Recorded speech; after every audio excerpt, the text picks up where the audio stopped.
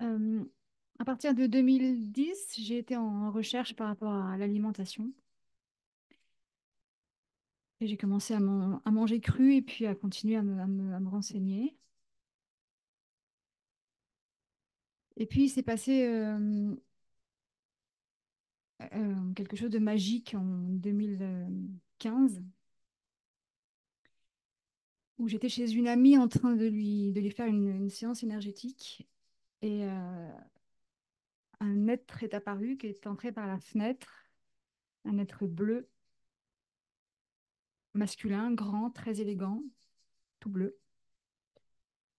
qui s'est assis dans un fauteuil et qui m'a dit, quand tu seras pranique, je deviendrai ton guide. Je me suis dit, c'est pas demain la veille. Et puis, je suis sortie de l'appartement de cette amie et en sortant de cet appartement, tout mon tractus digestif s'est fermé. Ma gorge s'est fermée, mon œsophage s'est fermé, tout s'est fermé comme ça très rapidement. Et à partir de là, j'ai pas pu manger et boire j'ai pu boire un tout petit peu d'eau et ça a duré 13 jours. Mais j'étais pas du tout dans une énergie pranique. J'étais fatiguée, je maigrissais. Puis au bout de 13 jours, j'ai commencé à avoir faim et j'ai mangé. Ça s'est rouvert. Voilà. Ensuite, 3 ans plus tard, j'ai fait mon premier processus à l'eau, 21 jours à l'eau avec Nicolas Pilartz. Ça a été une explosion de conscience, de communion, de vision. Ça a été un truc inouï qui s'est jamais répété après. Ce premier processus a été franchement magique. Et puis, en fait, j'ai fait beaucoup de processus parce que j'ai collaboré avec Nicolas. Je donnais des séances aux participants au processus. Et en fait, il se passait un truc qui était gonflant, quoi. Je faisais des processus de 21 jours à l'eau. Ça se passait très bien. Et puis, je recommençais à manger, je recommençais à boire de l'alcool. C'était schizophrénique comme situation. C'était une espèce de grand écart. Et en fait, tout ce qui se passait pendant les processus à l'eau ne pénétrait pas dans la vie réelle. Et puis, une année, j'ai enchaîné 3 processus à l'eau en 4 mois. Et à la suite de quoi, mon corps m'a dit, tu me fais plus jamais ça. Et je n'ai plus jamais fait ça. Parce qu'après, les processus proposés ont été des processus avec des liquides caloriques. J'ai pas mal résisté. Je trouvais que c'était complaisant, que c'était un renoncement à l'absolu. Et puis petit à petit, je me suis dit, bah, je vais quand même faire cette expérience. Et là, il s'est passé quelque chose. C'est-à-dire, après avoir fait un processus au liquide, j'ai senti que que j'avais la possibilité de continuer cette expérience au-delà du processus. Et du coup, quelque chose, voilà, ma vie a commencé à recevoir l'énergie de ces processus. C'était plus une espèce de vacances, c'est un truc qui a commencé à... Et il y a 2 ans et quelques, que je me suis dit que j'allais faire vraiment l'expérience des liquides. Ça me semblait mûr. Et alors au début, hum, je consommais du thé avec du miel et du citron. Et au début, je me suis mise à boire, à boire, à boire, à boire, à boire. Je buvais mes 7 litres par jour. J'étais continuellement, mais c'était comme un biberon, quoi. Ça a duré quelques mois et puis petit à petit, ça s'est calmé, ça a diminué. Et quelques mois plus tard, J'ai vu que quelque chose en moi était guéri, j'ai vu que ma dépendance affective était guérie.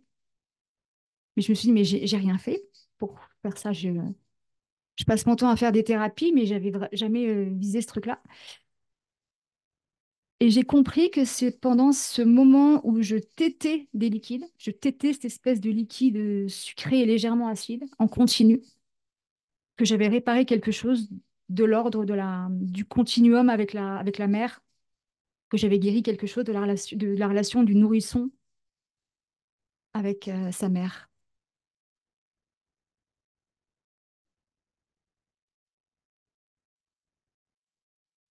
Et à partir de là, ma vie est devenue plus...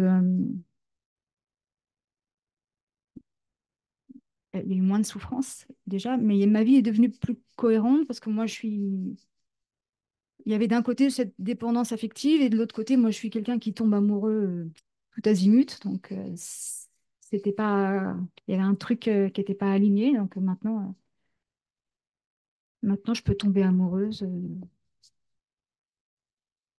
tout azimut sans problème. Euh, Donc, qu'est-ce qui s'est passé avec les liquides?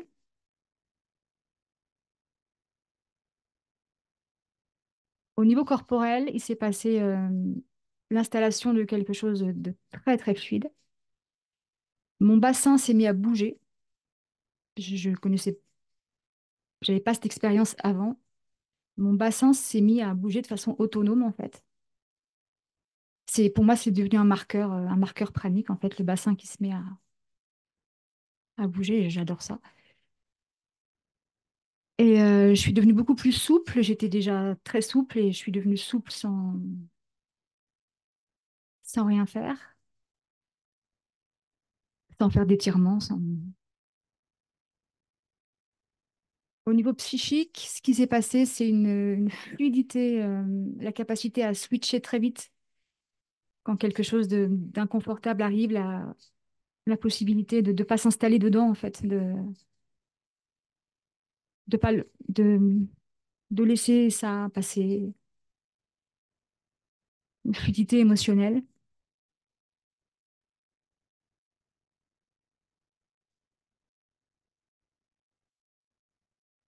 Et puis autre chose a commencé à se passer, c'est la déstructuration de toutes les solidités de ma vie, les structures ont commencé à se déliter.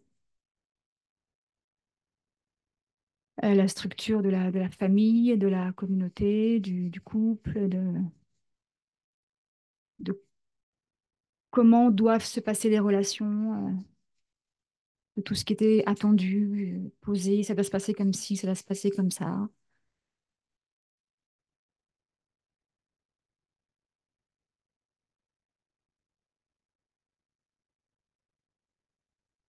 Il y a eu un événement assez costaud dans ma vie il y a 1 an et demi, où j'étais à Cocoré et j'ai eu envie de joindre une fille qui avait été mon amie d'enfance, à qui j'avais pas parlé depuis des décennies, mais c'était son anniversaire et j'avais envie de la célébrer. Et en cherchant ses coordonnées, j'ai appris qu'elle s'était suicidée il y a 3 ans.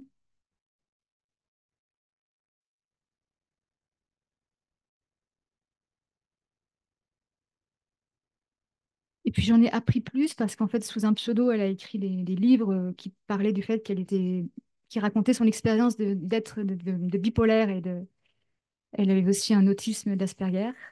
Mais moi, le souvenir que j'avais de cette fille, elle était tellement intelligente, c'était la meilleure de la classe, tellement gentille, tellement sensible, tellement souriante.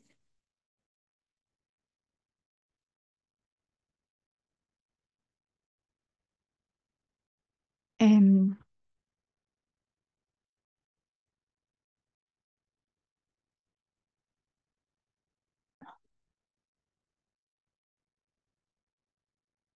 et là, je me suis dit que j'allais faire quelque chose de sa mort, tellement c'était insupportable.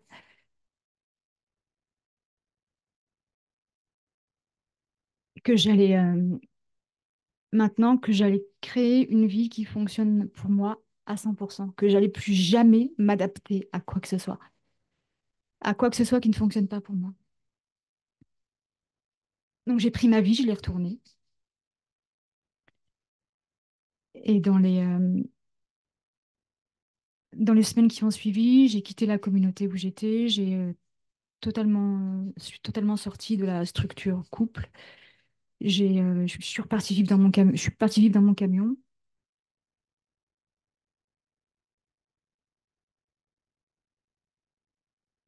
Et j'ai remis en question mon chemin pranique aussi, en me disant, mais est-ce que c'est pas encore une énième contrainte que j'ai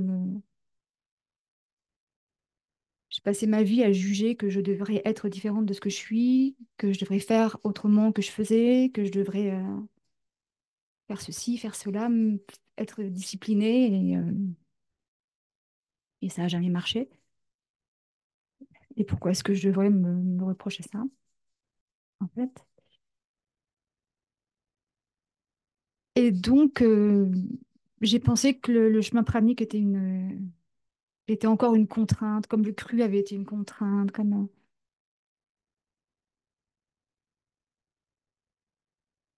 Et donc, j'ai recommencé à manger. Ça a duré 3 semaines. À manger et pas à manger cru du tout. Et là, ce personnage bleu que j'avais vu, qui m'avait dit quand tu seras pranique, je serai là. Il est apparu, ils étaient même deux. Et ils se sont mis à me tenir par les aisselles. Et Nicolas m'a demandé si j'étais prête à témoigner. C'était donc il y a 1 an et demi. Si j'étais prête à faire ma première conférence. Et je voyais que je mangeais, je voyais qu'il y avait ces êtres-là, je voyais que Nicolas me proposait ça. Et je lui ai dit, bah, je peux pas te répondre tout de suite là. Et finalement, ça me dépassait tellement que j'ai répondu oui. Et après avoir répondu oui, je me suis remise au liquide spontanément, en fait, sans me l'imposer, spontanément. Et j'ai vu à quel point, qu'est-ce que je me sentais bien, quoi. Qu'est-ce que tout devenait fluide. C'est comme s'il n'y avait plus de séparation avec le monde, avec les autres, avec.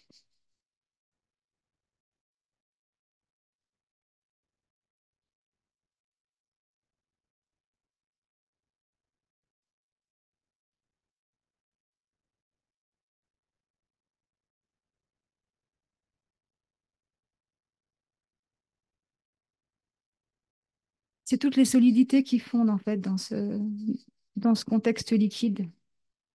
Et aussi la solidité du jugement, tous les trucs, toutes les conclusions qu'on fait, En fait, quand on juge quelque chose, on le solidifie, on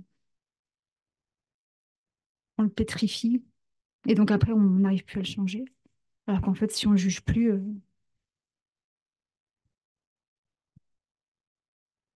les choses se transforment très vite.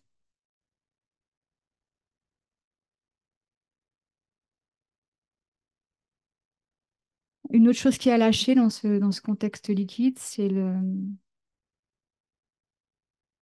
fait de devoir avoir un avis et de défendre cet avis, d'avoir tort, d'avoir raison. Et j'ai compris qu'en fait, j'avais pas besoin d'avoir un avis sur tout, ni même sur grand-chose. Que j'avais rien à défendre. Et du coup, rien à protéger non plus.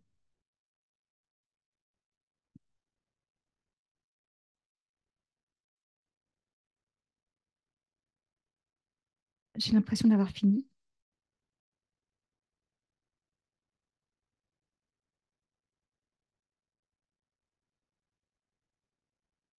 Beautiful. Thank you, Zila.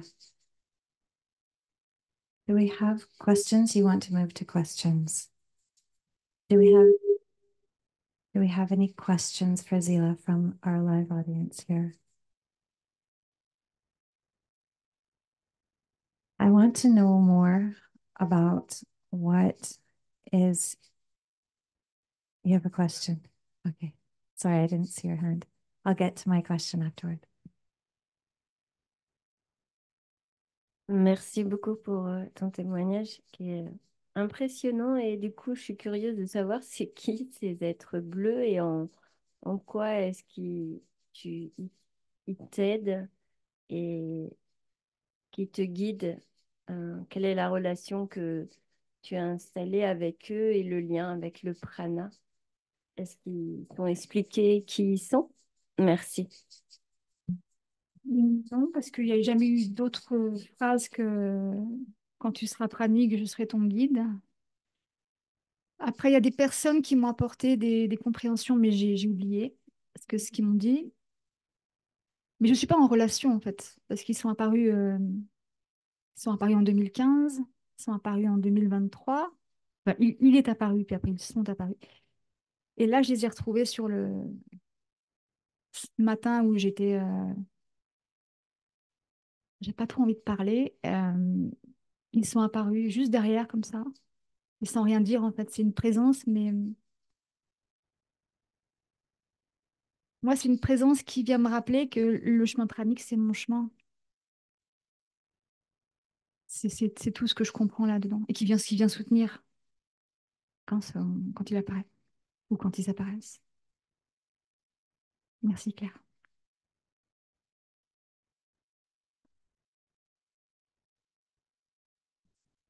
Thank you, Zila.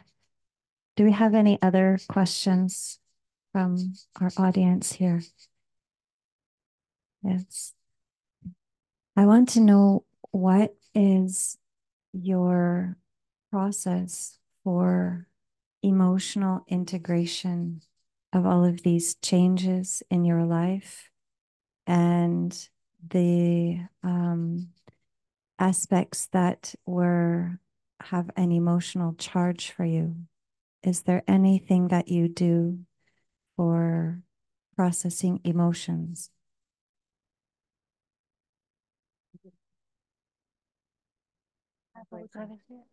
Translation. Ah. Tu as besoin qu'on t'explique, que je traduise? Ouais. Alors, est-ce que tu as une technique pour traverser les remontées émotionnelles? Est-ce qu'il y a quelque chose que tu fais? Tu as un processus, un outil pour faire ces transformations émotionnelles? Euh,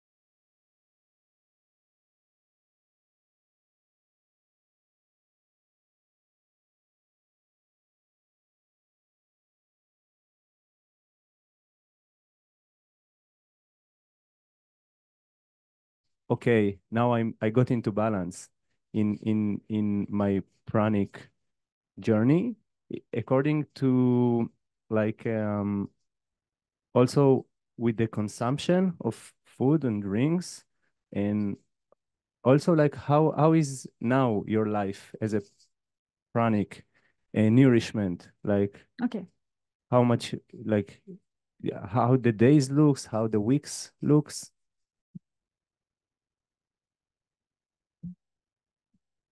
J'ai compris, oui. Alors en fait, dans ma vie, en fait, elle est pas, il n'y a pas tellement de régularité. Il y a toujours une dimension assez chaotique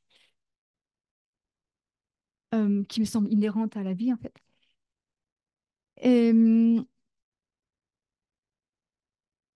dans une...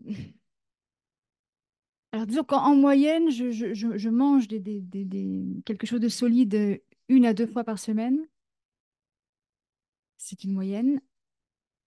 Ça peut être moins, ça peut être plus.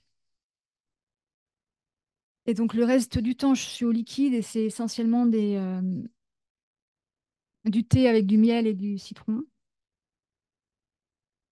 Il peut y avoir des jus. Ici, le temps du festival, j'ai tendance à fonctionner au soda. Expérience intéressante. Euh, voilà. Et j'ai aucune idée des calories que je calcule pas.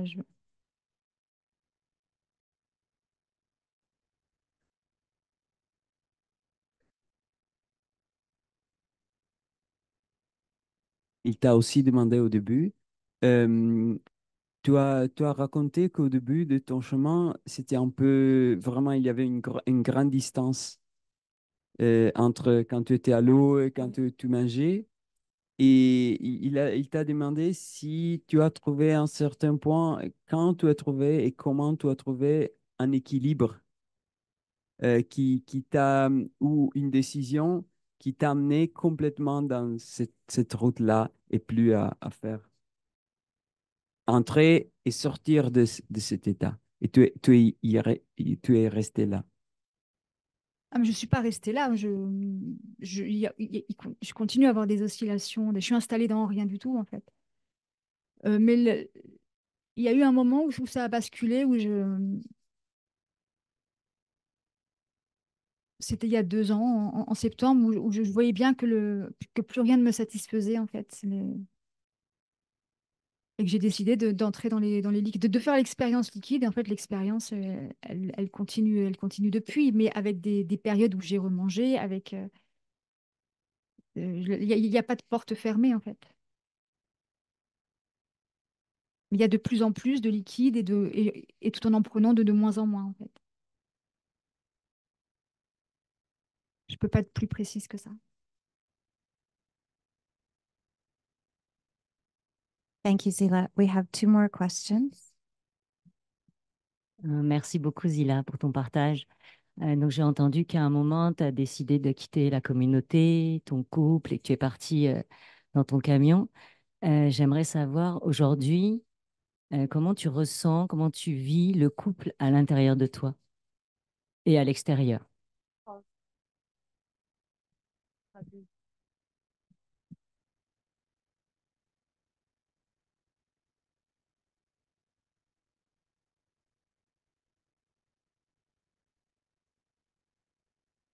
Ah, du coup, j'ai oublié la question.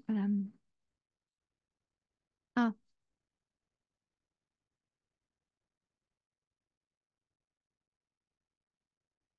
je le vis pas, en fait.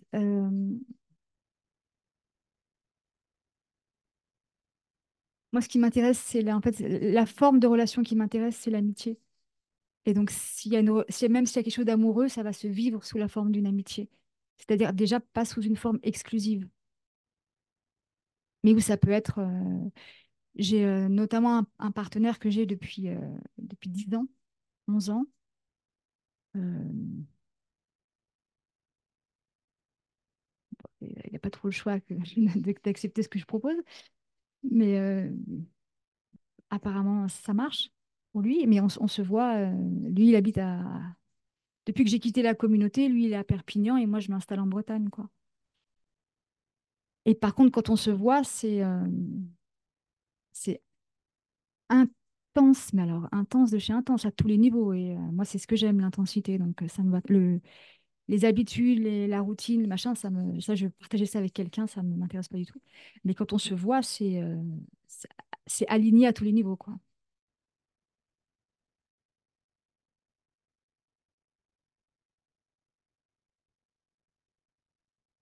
Beautiful. Thank you, Zila. We have another question here. Merci beaucoup, Zila. C'est toujours très touchant de t'écouter. Moi, je suis très curieuse par rapport à ces êtres bleus. J'ai compris qu'ils ne parlent pas trop et que c'était ces trois rencontres, mais est-ce que tu pourrais les décrire un peu plus? Qu'est-ce que ça fait de les sentir? Et puis, louder, ok. Et puis, mon autre question, c'était par rapport, enfin, j'aimerais aussi savoir quel était ton travail thérapeutique et si c'était bien avant que tu commences les processus praniques que tu le faisais. Merci. Attends. Alors, ces êtres bleus, donc ils sont masculins, grands, très minces, très élégants, avec beaucoup de grâce dans leurs mouvements. C'est pas un bleu vif, c'est un bleu légèrement voilé. Euh, Leur présence est toujours c'est très délicat en fait. C'est vraiment il y a beaucoup de finesse chez eux dans leur approche. Il n'y a rien de tonitruant, c'est juste hop, on est là.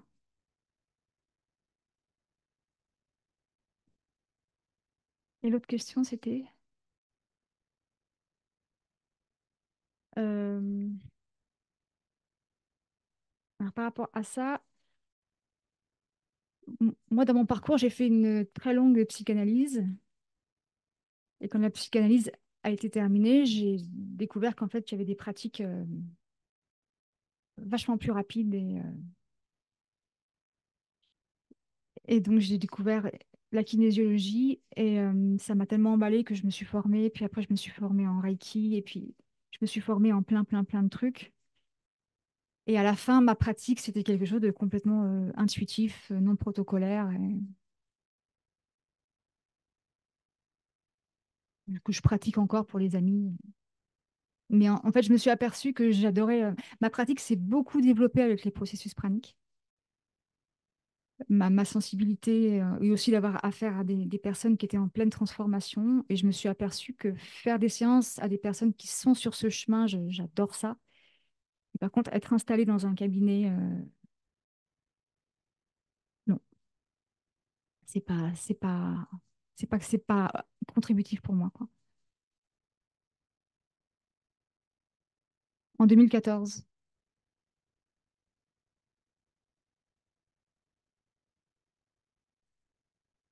Thank you, Zila. Do we have any other questions from our audience here?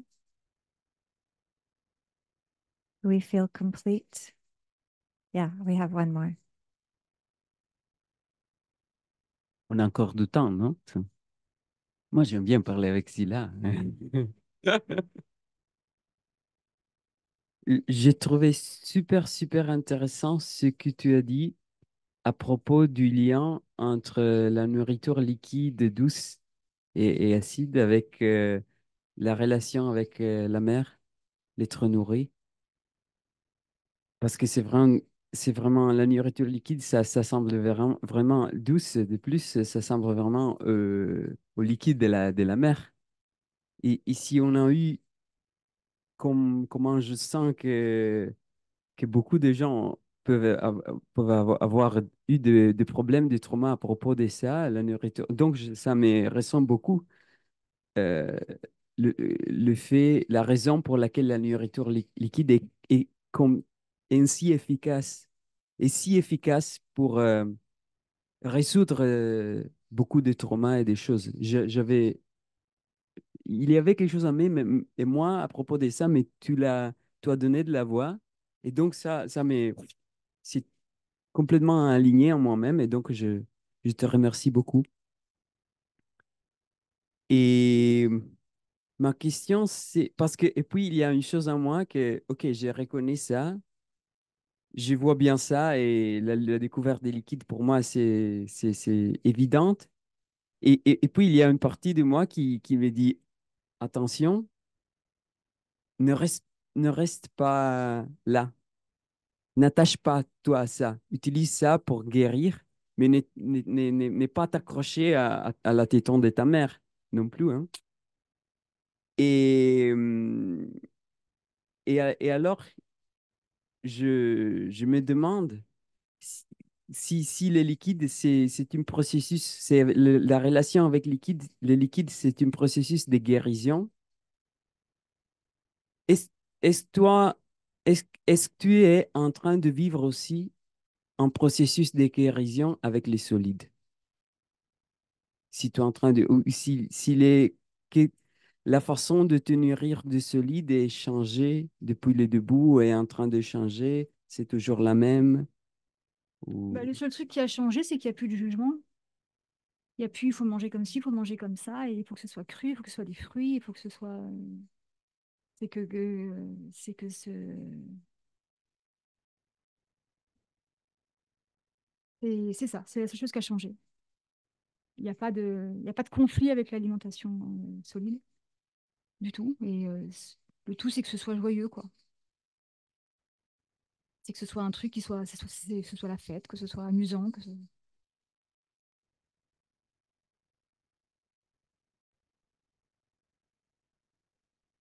Beautiful. Thank you, Zila.